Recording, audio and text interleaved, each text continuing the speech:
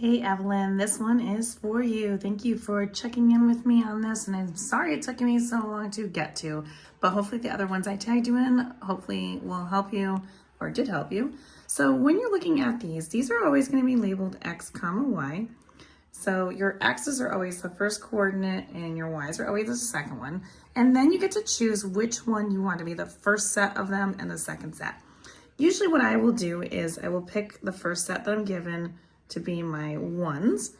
And then my second set is going to be what's called my twos. I call it the twos.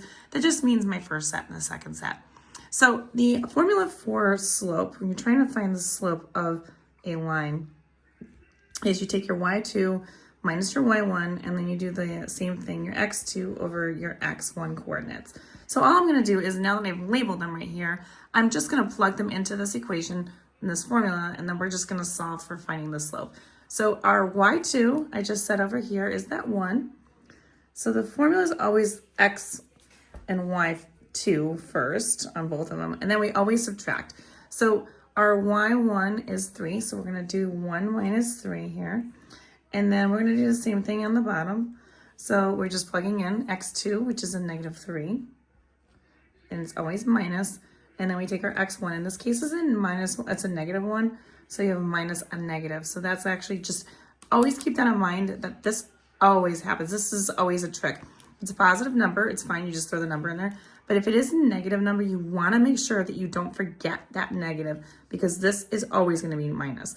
So now you're going to do 1 minus 3, which is negative 2. And then we do the top. That's all set.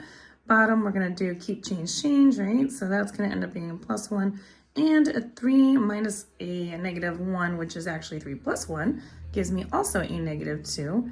And then you can just do negative 2 divided by negative 2, which gives me a slope of a positive 1. Now, if you want more questions like these, find them on my YouTube, Instagram, and TikTok at U1Algebra.